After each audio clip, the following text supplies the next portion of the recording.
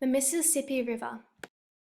This is a visual as to where the Mississippi River is located, both regionally and globally. The Mississippi River is one of the world's major river systems in size, habitat variety, and biological productivity. It is the third longest river in North America, flowing 3,782 kilometers from its source at Lake Escada through the center of the continental United States to the Gulf of Mexico. However, the reported length of the river may increase or decrease depending on the amount of deposition or erosion occurring in the delta, or as meanders are created or cut off. As a result, different lengths may be reported depending upon the year or measurement method. The Mississippi River watershed is the fourth largest in the world, extending from Allegheny Mountains in the east to the Rocky Mountains in the west. The watershed includes all parts of 31 states and 2 Canadian provinces. The watershed measures approximately 3.1 million square meters, covering about 40% of the lower 48 states.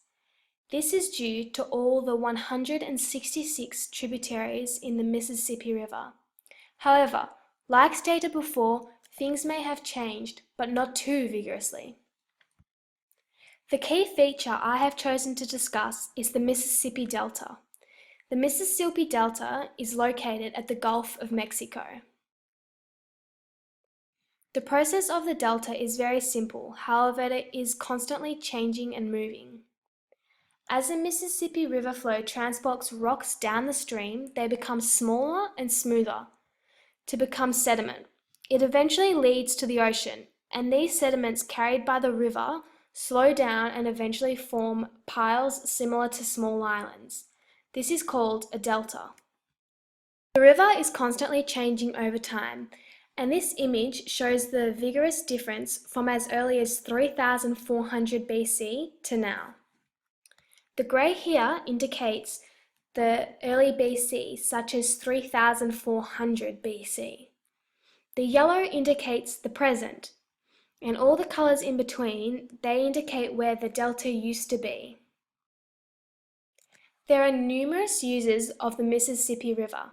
However, I will discuss the main 6: water supply, locks and dams, agricultural commerce, wildlife, river traffic, and recreational uses. So, firstly, water supply. Communities up and down the river use the Mississippi River to obtain fresh water and to discharge their industrial and metropolitan waste. There aren't very many good figures on water use of the whole Mississippi River basin, but there are a few. A frequently cited figure of 18 million people use the Mississippi River watershed for water supply. This figure is determined by a 1982 study from the Upper Mississippi River Basin Committee. Another environmental protection agency simply states that more than 50 cities rely on the Mississippi for daily water supply. These are enormously large statistics.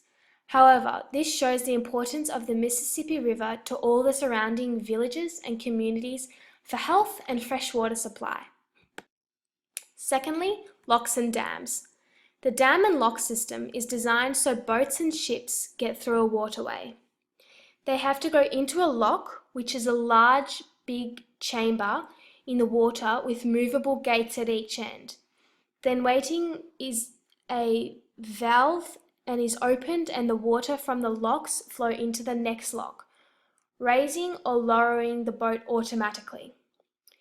The boats continue to the next lock and so on until they reach the end of the dam. This procedure is shown in the top right. Thirdly, agricultural commerce. The water in the Mississippi River Basin is being polluted largely by farmers and livestock operations. Agriculture pollutes more waterways than any other industry. Therefore, this pollution must be significantly decreased in order to improve the quality of water throughout the Mississippi River Basin and to reduce the dead zone in the Gulf of Mexico. This being the rapid algae growth due to excess amounts of nitrogen and phosphorus, causing aquatic life to die. The Mississippi River Collaborative have made reducing excess amounts of nitrogen and phosphorus that comes from farms and livestock operations a priority. This will be a big project. However, they have made rules and regulations to reduce the amount of nitrogen and phosphorus used by farmers. Wildlife. The Mississippi River and its floodplains are home to a diverse population of living things. At least 260 species of fishes, that is 25% of all fish species in North America. 40% of the nation's travelling ducks use the river corridor during their spring and fall relocation. 60% of all North American birds use the Mississippi River Basin as their travelling flyway.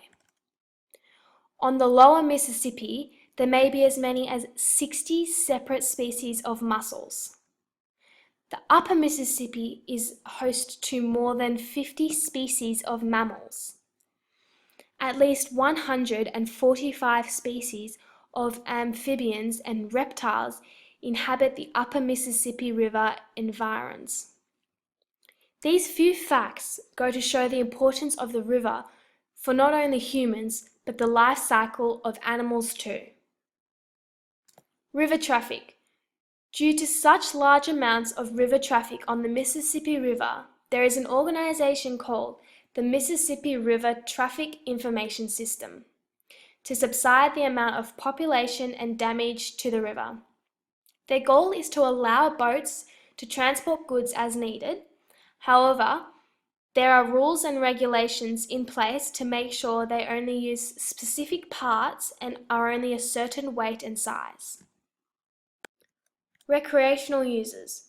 The Mississippi River can be used for hunting, fishing, swimming, hiking, water skiing, archaeological studies, even pleasure driving, and many more entertainment activities.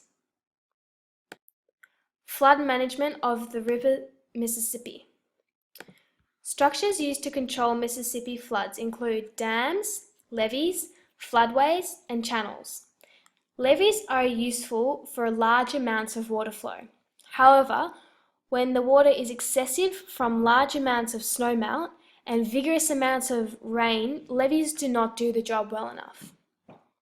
In 2011, when this occurred, they ended up in bad flooding. This goes to show that there needs to be other solutions put in place to stop flooding as it ruins people's homes and lives.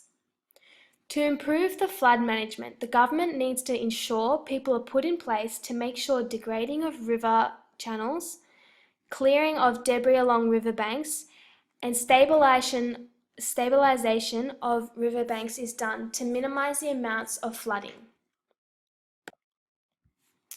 A conflict that the Mississippi River encounters is the use of boats and recreational users.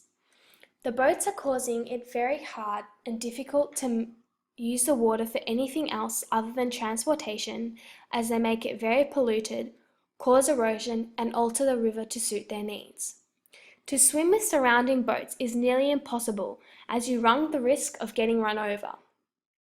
A solution that has been promoted is reducing the speed of the boat and the way that you accelerate to reduce the amount of oil pollution. For the recreational users, this is helpful as they then get the designated area for their use only, similar to oceans.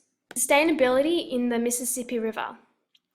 Nature Conservancy teams in 10 states are working in many priority areas in the Mississippi River Basin to address some of the river's most critical threats, including habitat loss and incompatible land use.